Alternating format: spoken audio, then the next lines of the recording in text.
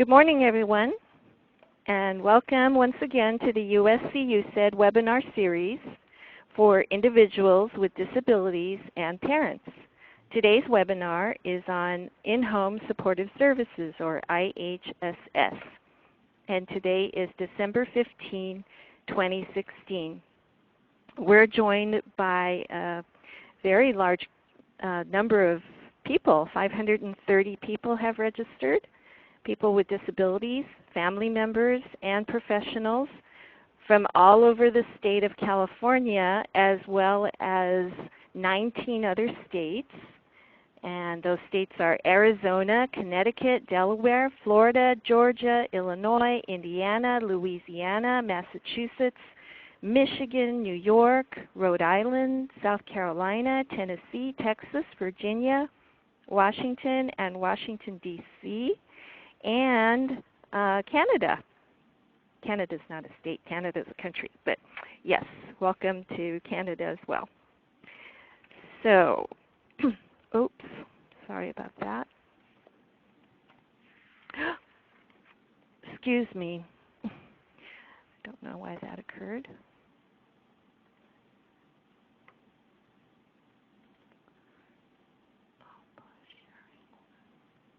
Excuse me.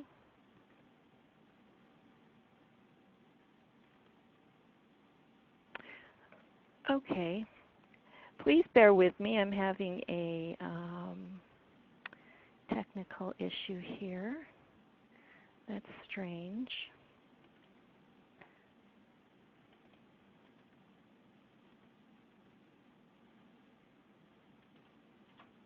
Okay.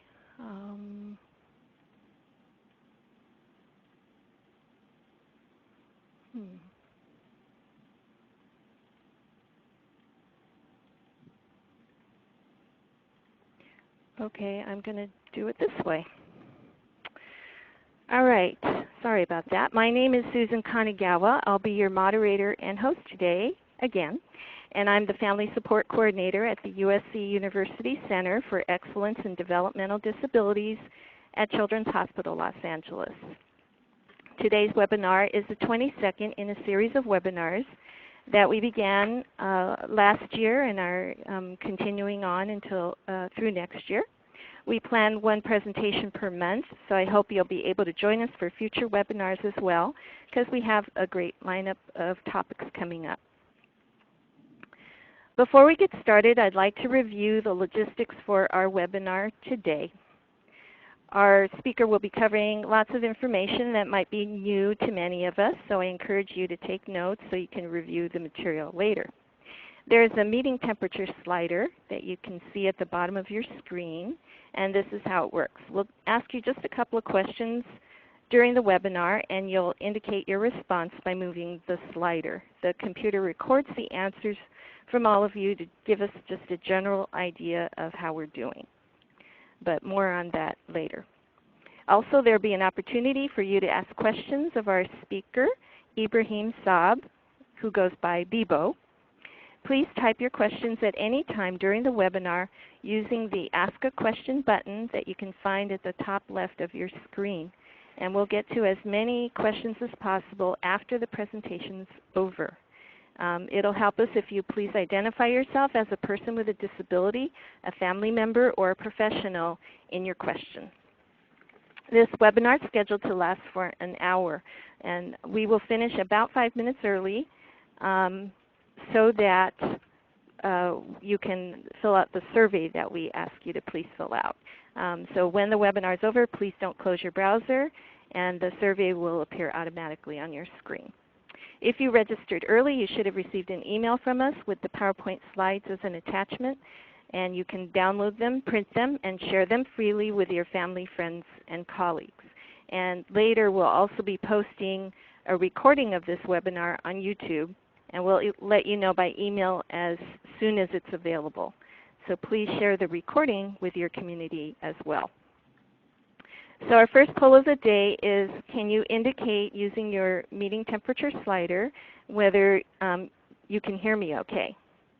And can you move it to the right if so? Yes.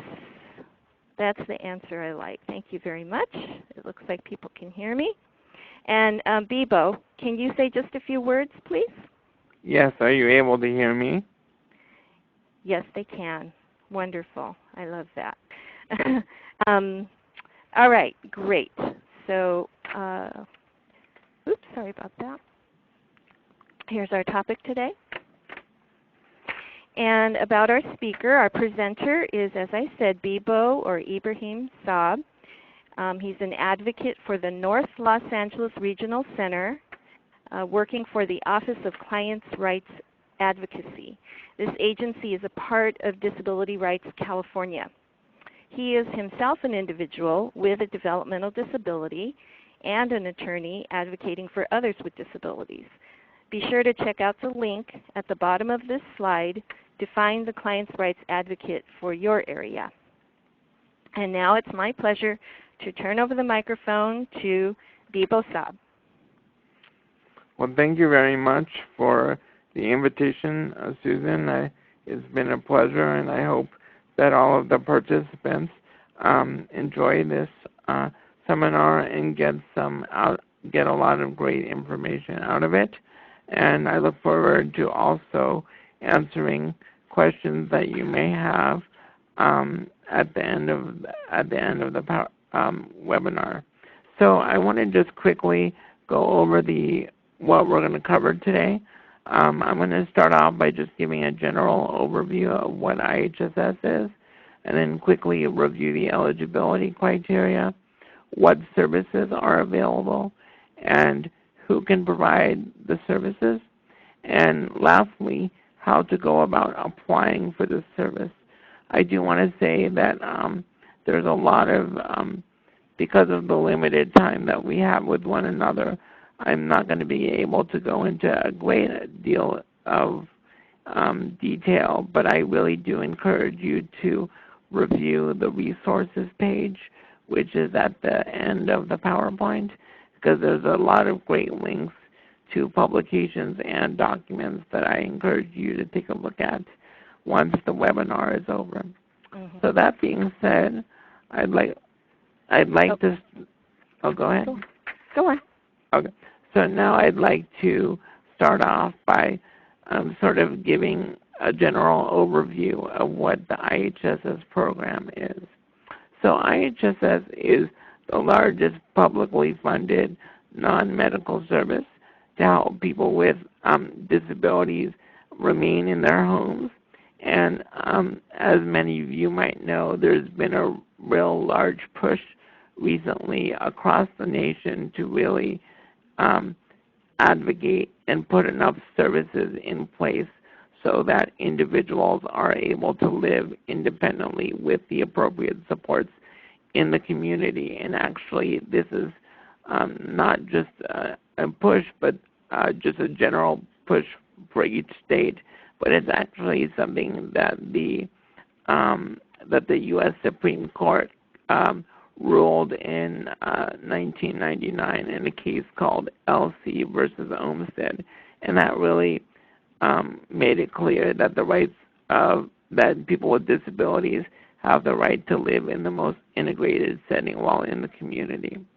And this program is administered by each county at the direction of the California Department of Social Services. And like I said, it's really an alternative to individuals who might be placed in a facility or nursing home and would be unable to live alone in their own home. So it's really about going back into empowerment. It's really about self-determination and the right to make your own choices. The recipients are able to hire and fire their own staff, and the recipient is the employer, which is a great way to empower them. And the maximum number of hours somebody can receive is 283 hours per month. So now I'm going to go over quickly about the eligibility, how to be eligible for IHSS. So generally speaking, you have to be a California resident, and as we'll talk about in future slides, IHSS is a Medi-Cal program, and so Medi-Cal is the California name for Medicaid, which some other states use when they're Medicaid. And so, in order to get the service, you do need to be receiving Medi-Cal. And in terms of the easiest way to receive Medi-Cal in California is if somebody is receiving SSI benefits, they automatically get Medi-Cal. So because the two are linked, the individual has to be blind, disabled, or over the age of 65, and they have to be living in their own home, apartment, or abode. And the term home, the county sort of uses a very broad definition for what's considered somebody's home. So somebody could be living under a bridge, and that could be considered somebody's home. And I do want to say that individuals that are in a long-term care facility, they are not able to receive IHSS in that setting, but they may apply if they are expected to be discharged. So the county can go in and do the assessment while in the facility. So, like I said, Medi-Cal, in order to receive IHSS, you must have Medi-Cal. And if I do want to make it clear that if someone does have Medi-Cal, that does not automatically mean they will that they're eligible or that they will get hours for IHSS. It just means that they're eligible to apply, and then a separate eligibility determination in terms of hours will be made at that point. So I do want to, again, Medi-Cal and IHSS. What I do want to just highlight is that, like I said, SSI and Medi-Cal are linked because of an individual's disability. However, someone may have Medi-Cal based on another category, like adoption assistance, food stamps. They're not eligible to apply for IHSS because the Medi-Cal aid code, and when I say aid code, that means basically the classification, the classification under which somebody does receive Medi-Cal is not linked to their disability if they're getting adoption assistance or food stamps. However, the way to deal with that is that somebody can go to their local welfare office and ask that a new disability determination, so that they can ask for a disability determination to be done so that the aid code can be switched so that it's linked to their disability. So now I want to go over sort of the crux of what services are available. And again, this is going to be a very, very quick overview of the different services. So for those of you that live in California, I wanted to sort of review and go over the interplay between IHSS and regional center services. So for regional center services, IHSS is considered a generic resource. So what does that mean? That means that the regional center is considered to be the payer of last resort. So that means that all available generic resources must be exhausted before they fund any service. And that makes sense. So let me give you an example.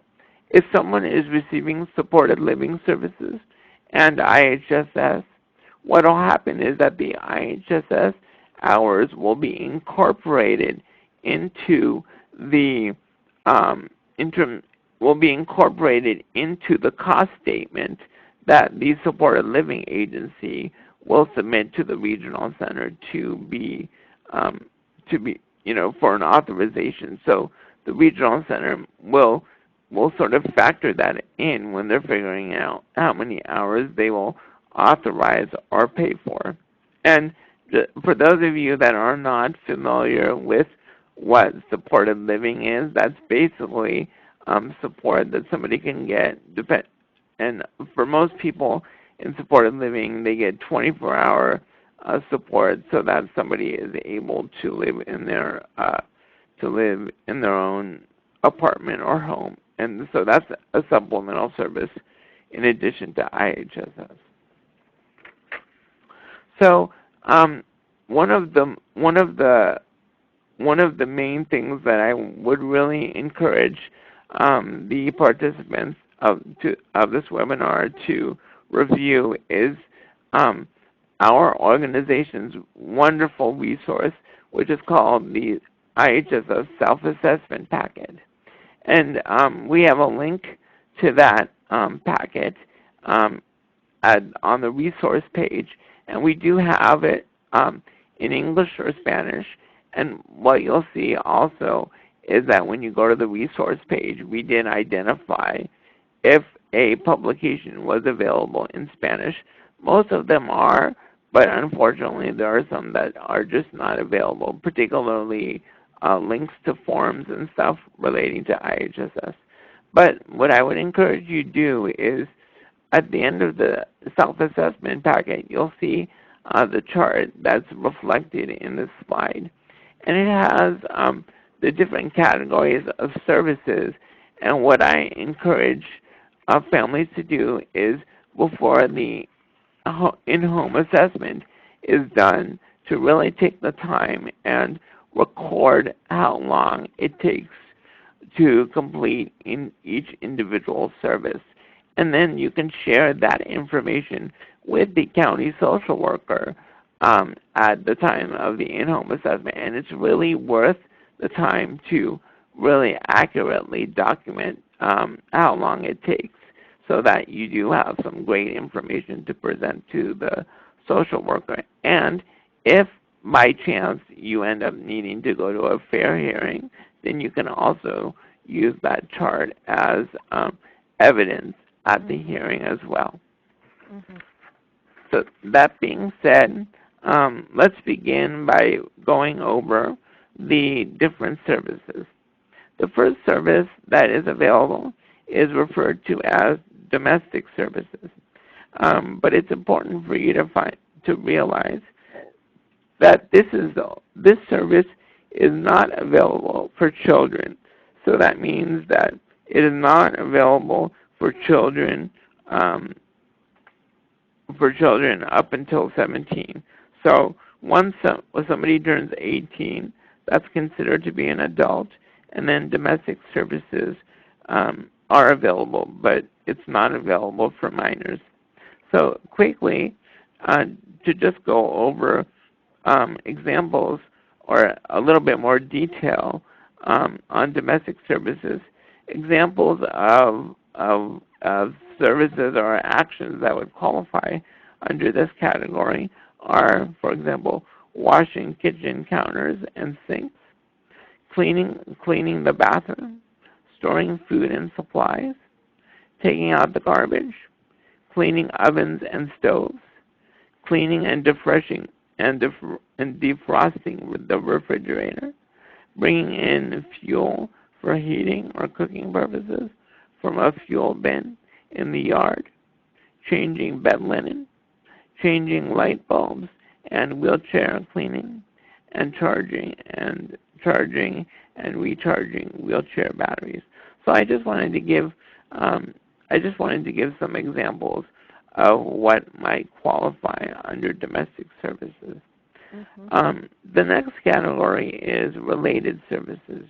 Now, I do want to emphasize that this is a particular service where county workers very, very, very commonly say that this service is not available to minors because they'll say that it's the parent's responsibility to perform the different related services, and that is just not accurate.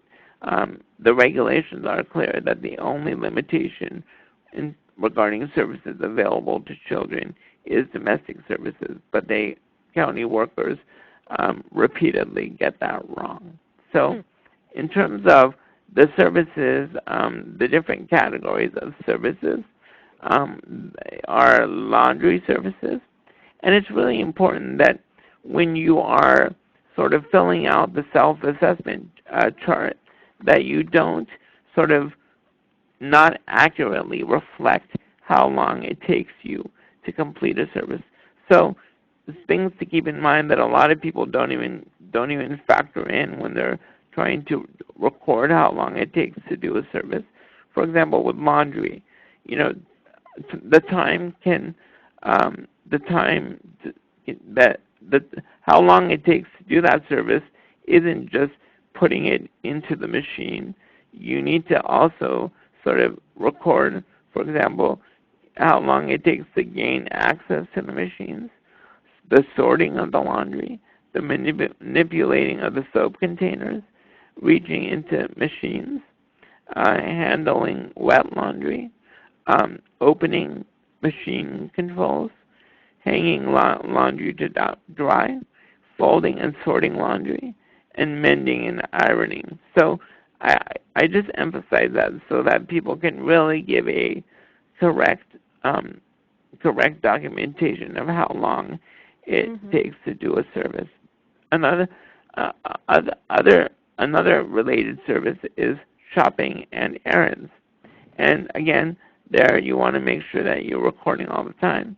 And you're talking about compiling a list, bending, reaching, lifting, managing a cart or basket, identifying items, transferring items from the home to the home and putting them away, and calling and picking up prescriptions. So those are all things that a lot of consumers and families don't even consider or don't even factor in when they're really estimating how long it takes them to do things.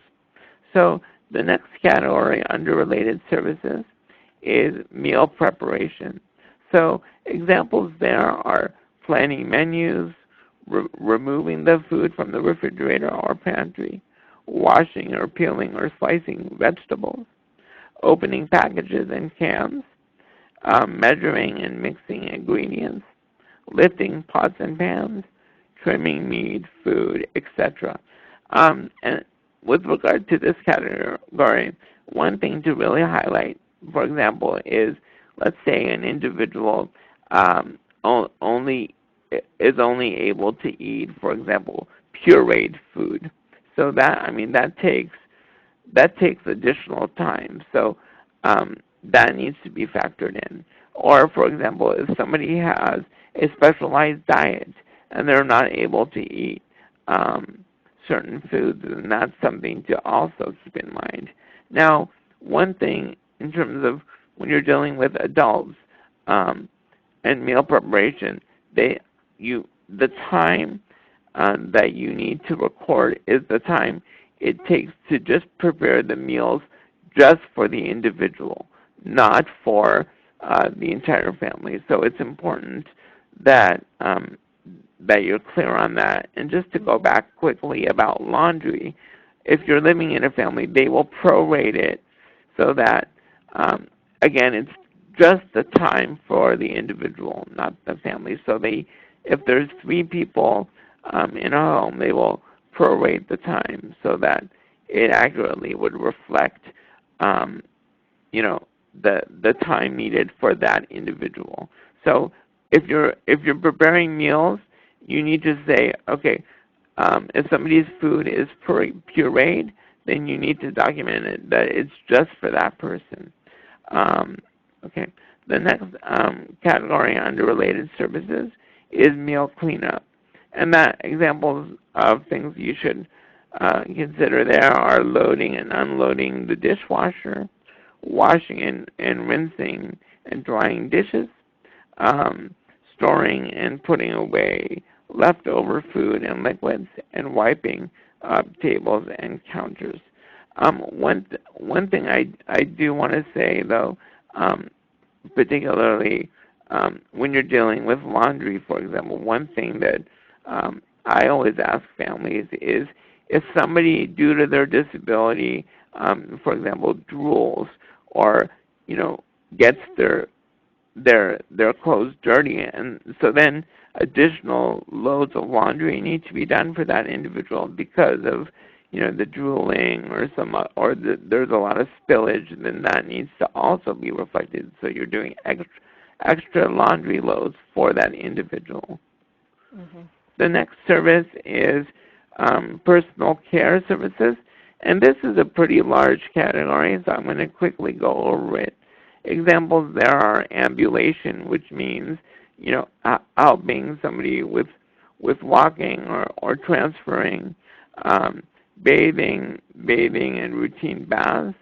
And for example, with bathing and routine baths, it's not just the actual time of the bathing, it's how long does it take you to get the individual into the bath, to get them out of the bath. All of that needs to be factored in, not just the actual process of, washing their hair or, washing their body. It's the whole process of bathing and routine bed baths. So, and that really applies with all the services. So oral hygiene is pretty straightforward. That's, helping with brushing teeth and things like that. Now, if somebody, for example, consumer has tantrums, in terms of in the bathing or in the shower, or they have, there is difficulty with oral hygiene, that needs to be factored in as well.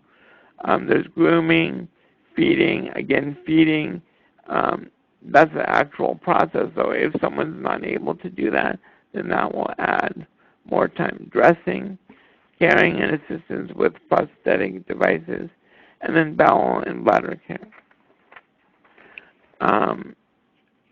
Okay, and then other examples under personal care are the menstrual cycle, transferring, and respiration. So the next category is accompaniment to the... Bibo, if I can interrupt, we have about 14 minutes remaining. Okay, thank you.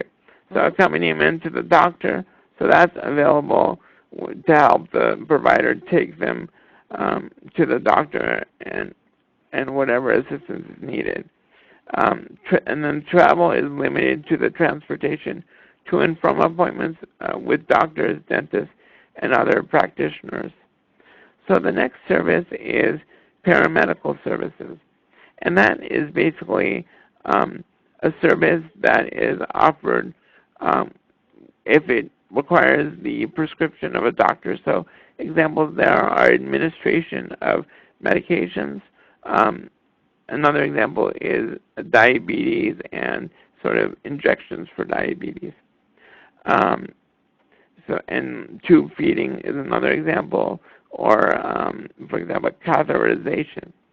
The next large category that comes up is, and I do want to point out that you'll see that we do have a publication on paramedical services that's on the resource page. And I would encourage you just in general, we have a link to our IHSS Nuts and Bolts manual that goes into much greater detail than I'm able to right now. Mm-hmm. And we also have the blank form for paramedical services. The next category is protective supervision, and basically that's a mental impairment or mental illness that causes functional limitations in memory, judgment, and orientation. So those are really the main categories that they look at. There's some forms that need to be completed. We have a separate publication that goes into what qualifies or how to establish eligibility under the service. So you're basically saying that the person needs 24-hour supervision because of their deficits in memory, orientation, and judgment. And there's some limitations as to who qualifies. So protective supervision is not available if you're visiting or for social activities, or if the person needs or if it's in anticipation of a medical emergency, or if it's or to control antisocial or aggressive behavior, or to guard against deliberate self-destructive behavior. And usually there you have to show that the individual, that the behavior is non-self-directing. So you have to link the way that their behavior is to their developmental disability, and you can do that by generating a danger log to record, why intervention is needed. Mm-hmm. So, so let just to go, so now we're going to go over who can be a IHSS provider. The requirements are pretty straightforward. The provider needs to be an adult who's legally authorized to work in the U.S., and they must pass a background check and attend a mandatory on-site orientation. So who provides the training and supervision? So typically it's the recipient who provides the training and supervision, but if the individual is not able to do that because of their cognitive deficits, then usually it's one of the other IHSS worker that would train a new worker. When can a parent be a IHSS provider? This is a really important issue. So there's very strict criteria for when a parent can be a provider. So the person has to quit their job or be unable to work full-time because they need to care for the recipient, and that there's no other suitable provider. That's very important. There's no other suitable provider that's available or willing and able to do that. And the client is at risk of out-of-home placement due to inadequate care. So again, all of these criteria must be present, not just one.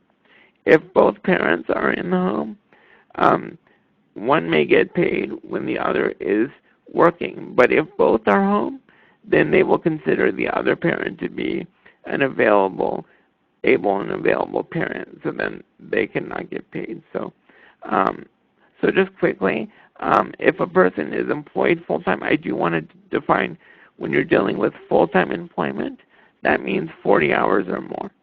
So if someone is working full-time, can they be an IHSS provider to the child?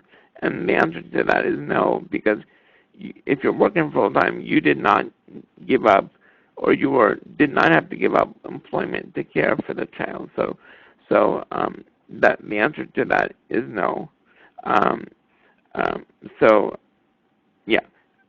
So that's something I really wanted to point out. And then the location, let's say somebody is working full-time from home, that does not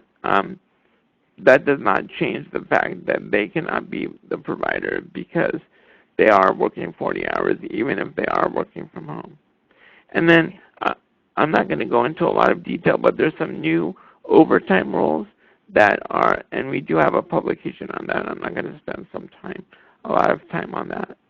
And I know we're running short on time, so. Yeah, we have about 8 minutes left. Okay. Well, then I think we're doing good. So now I want to quickly go over how to apply. So, this is how to apply in LA County, and that's the phone number.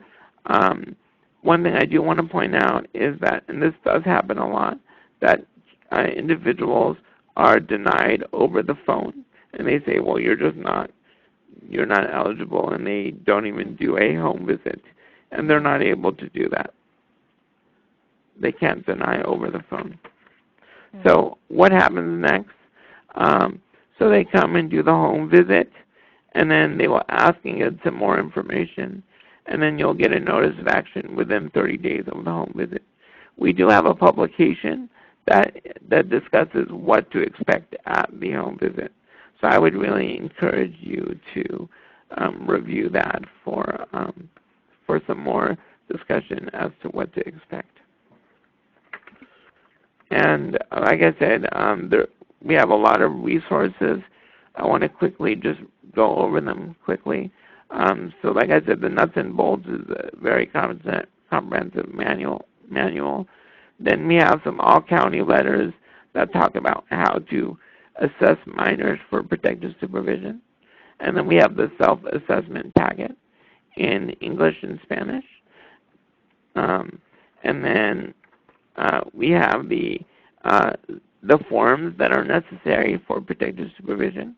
And I would encourage you to have those forms completed prior to the home visit so that you can provide them to the social worker at the time and you can save some time. You don't have to wait for the IHSS social worker to give you the forms.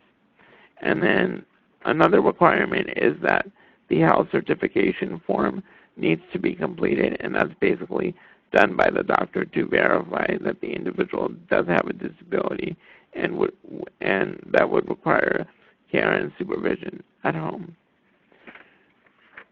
And some last other resources, again, what they should know about home visits, a separate publication on protective supervision. And like I said, there's the overtime publications, which are brand new in California.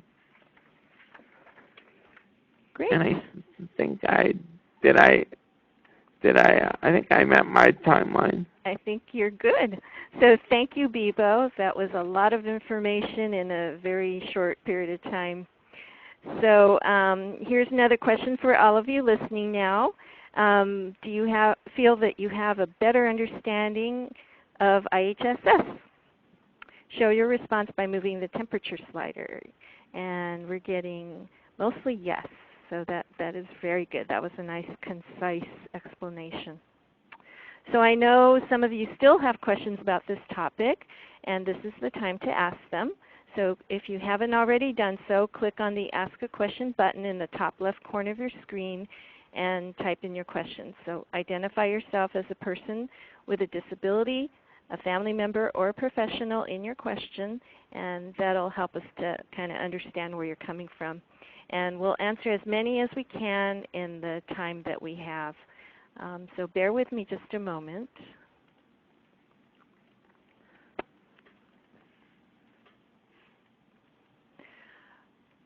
Okay. And by the way, folks, I apologize for the temporarily blank screen. I had a little technical difficulty, but I think we're good now. Let's see. I am reading questions. Can the parent of an adult living in the parent's home be the adult child's IHSS worker? The answer is yes, but they need to meet the criteria, which is that they had to give up work or school to care for the individual, and that there's no other suitable provider. So they can, as long as they meet the criteria to be a parent provider, and that's included in the slides. But yes, they can. Okay. And this is something I was thinking about too. We have someone asking, what are the age requirements on children with disability in regard to eligibility? Is there a minimum age? There is no minimum age. However, there is no minimum age. However, it's difficult to apply for IHSS if an individual is 1 or 2 and sometimes 3. But technically speaking, there is no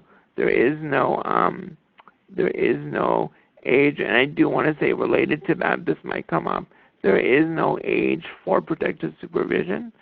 And several of the links, actually, there's some all-county letters that discuss how a county should assess a child for protective supervision, and explicitly says that a child cannot be denied protective supervision solely on age. Okay.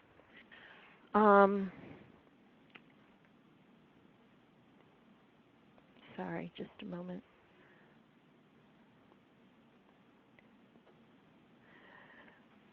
This person is asking, are children under 18 eligible, which you just said yes, and would respite/daycare services be covered? If so, does IHSS provide a worker, or do we have to find our own worker? So let me start with the last question. So there's a couple things. At least here in LA County, there is a union of IHSS workers, and I believe you're required. Not 100%, but you might. Believe the individual must be part of the union, and you can call the union, and they're able to give you a list of possible providers. So you don't have to look for your own, but for a large majority of people, they might have friends that can be the worker. But no, there are. You can go to the union to get names. And then the other question, what was the other? I'm sorry, Susan. Oh, okay. I'm trying to relocate in this crazy list. Sorry about that. And I apologize. It's a little difficult to navigate this window. I'm sorry. We're going to have to pass up on that. Sorry about that. Yeah. Okay.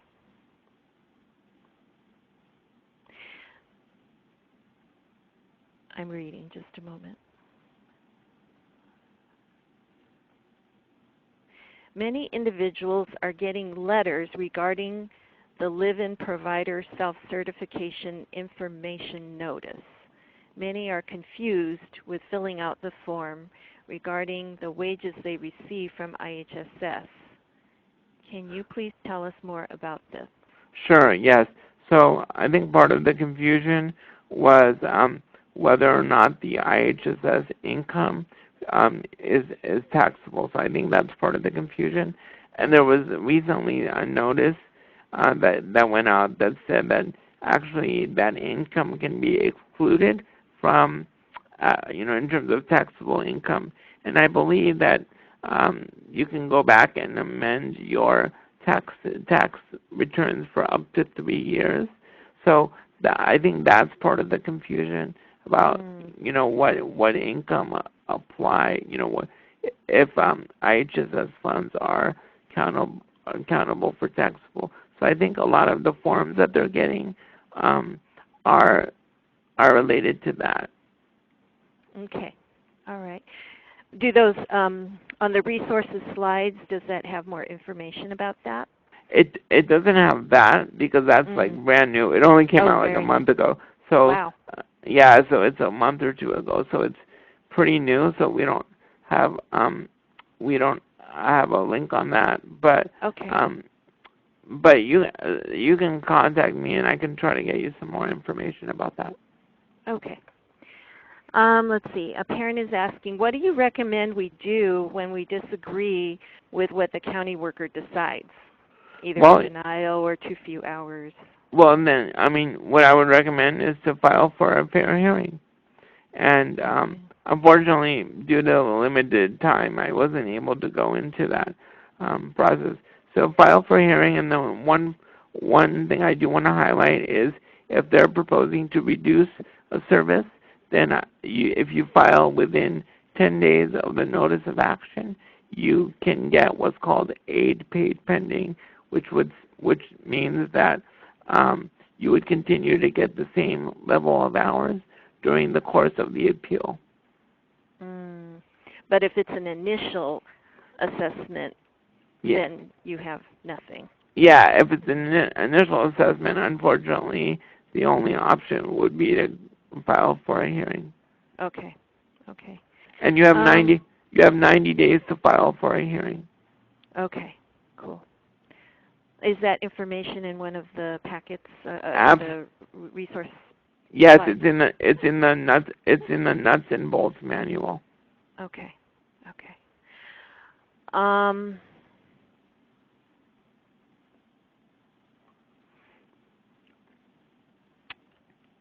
Can you speak to the IHSS worker training that is required?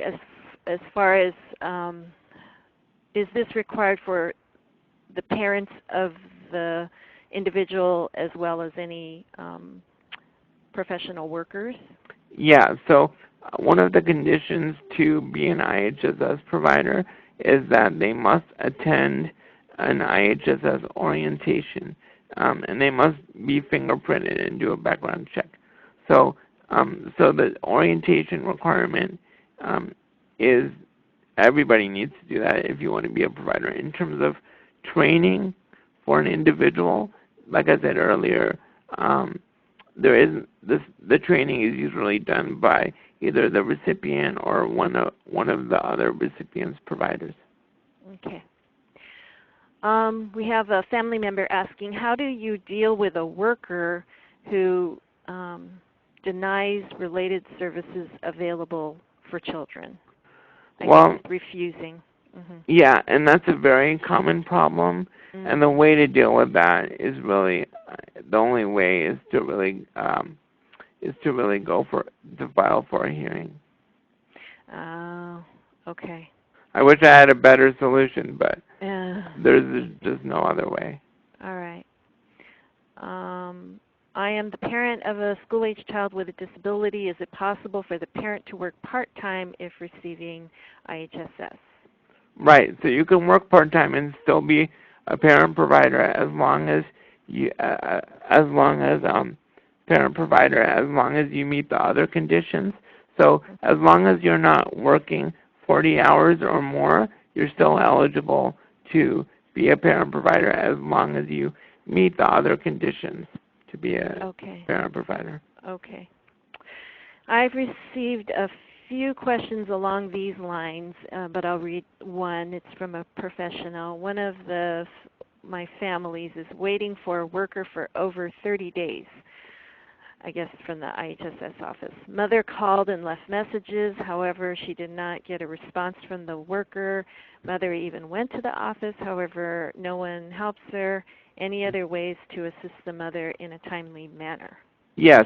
So if the person is a client of a regional center in LA County at least, the person posting the question appears to be from a regional center. Okay. Well, if they're in one of the regional centers in LA County, there is what's called an advocate inquiry, where an advocate can sort of email, and I've done this before for exactly the same reason, where they can email upper management at IHSS and ask and let them know the issue, that they're not getting a return call or whatever. And usually when I do that, or when one of my colleagues does that, things get resolved quickly. If they're not within LA County, then what I would recommend is that, I'm not sure if you tried to call the supervisor, but you can try that. And my last recommendation would be at the home assessment, they should give you a sheet with the name of the supervisor and sort of the hierarchy of the management, and I would go back and look at that sheet and just go up the chain. Okay.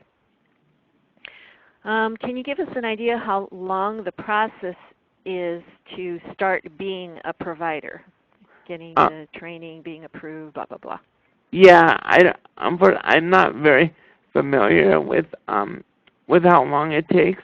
I think part of the delay is sort of the fingerprinting, because that's all done through the state, and that could take a while, as you might imagine. And also, you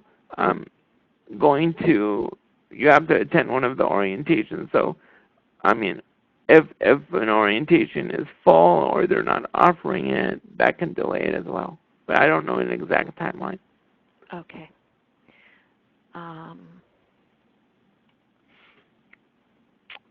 Let's see. Do you know if the orientations are done in Spanish or if interpretation is provided? I don't know 100%, but I'm pretty confident it's done in Spanish, but I'm not sure. Yeah.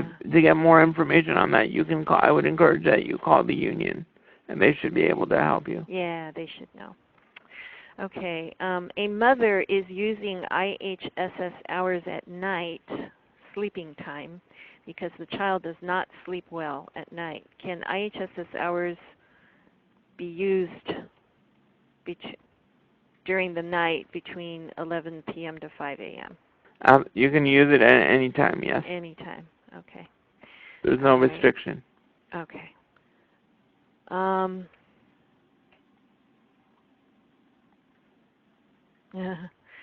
This is probably tough. Children with disabilities tend to have good days and bad days. If the IHSS caseworker comes out to a house visit during a good day and then they get denied, what should they do? The worker doesn't get to see the full behavior of the child when the danger moments occur. That's a very good question, and this comes up a lot, where there's 4 or 5 people in the room, and the child is right there, and they'll say, the person is an angel. I don't see half of what you're reporting.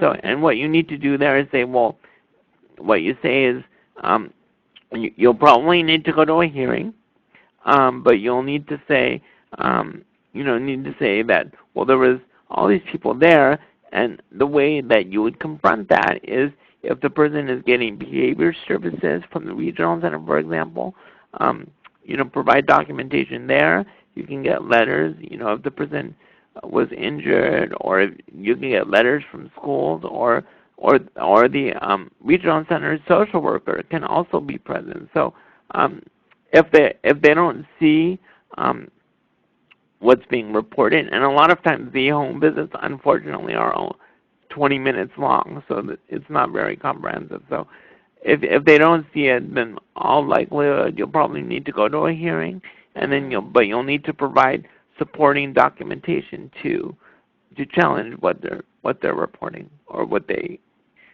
see. Oh boy. Okay.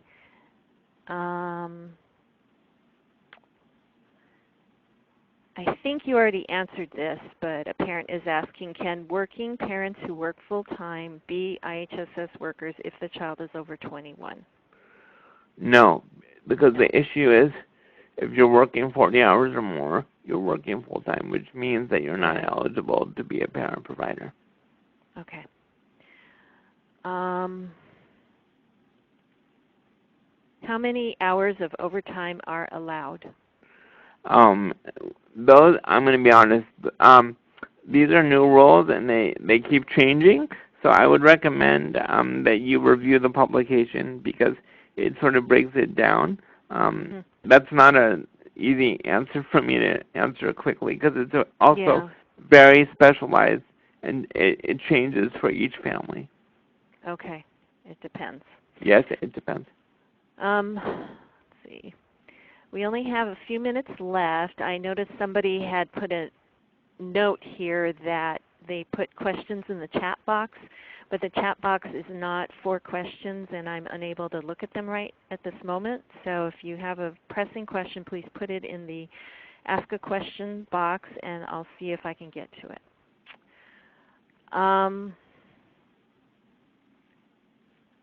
Okay. I think you answered this, but a couple people have asked it again. Is money received from IHSS taxable? No, there's new rules now that say that those can now be exempt. Okay, got it. If a client receives, there's an acronym here, EPSDT hours. Do you know what that means? I do. During the day, do they qualify for IHSS hours to be used during the night? Yes, you can get IHSS and EPSDT, but what you need to be able to show is that there's no overlap between the IHSS and EPSDT, and you're going to need to demonstrate that what the EPSDT hours do are separate than IHSS, because if it's for the same purpose, and they're not, but you're going to need to show the differences between the two programs. Okay. How much variability is there among the counties, I don't know if you would know the answer, in which IHSS services are funded? I don't know. I only know LA County. Okay. Got it. My guess is it may be different, but it shouldn't be. Yeah, I mean, I'm sure. I mean, not only may it be different within the counties, but it's different by each social worker. So Yeah, yeah, unfortunately, huh? yeah. Okay. I think this is our last question. One of the stipulations about a parent becoming an IHSS provider is, quote, there's no other suitable care provider available, willing, and able, end quote. Does this mean an interview process must be conducted first among providers before the parent can qualify? No, no. I mean, no. You don't have to do an interview. I mean, no. I mean, no. The answer is no. Okay.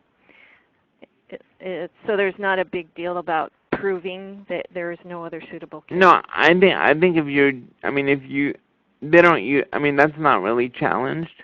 I mean, unless it's an unusual circumstance, but that's not usually challenged. Okay. All right. Well, we have to end our question and answer period. I'm so sorry because I know there's a lot of you that I have like 60 questions left, but there's only a limited amount of time. So I apologize. I'm hoping that some of you may get some answers from the links that are provided on the resources page, or if not, you can go to the slide with Bebo's bio, and there's a link to the page where you can find your local Office of Clients' Rights Advocates. They are geographic, and Bebo serves the North Los Angeles area, but there are other Clients' Rights Advocates serving other areas. Across the state. Across the state of California. So anyways, thank you for Bebo for the great discussion, and thank you to all you attendees for listening and participating. Again, I'm sorry for those of you for whom I was not able to get to your question. I hope you understand the situation. I hope you enjoyed today's presentation and that you'll join us again soon for our next webinar, which is on January 26th. The topic will be Mental Health Services in Schools for Students with Developmental Disabilities.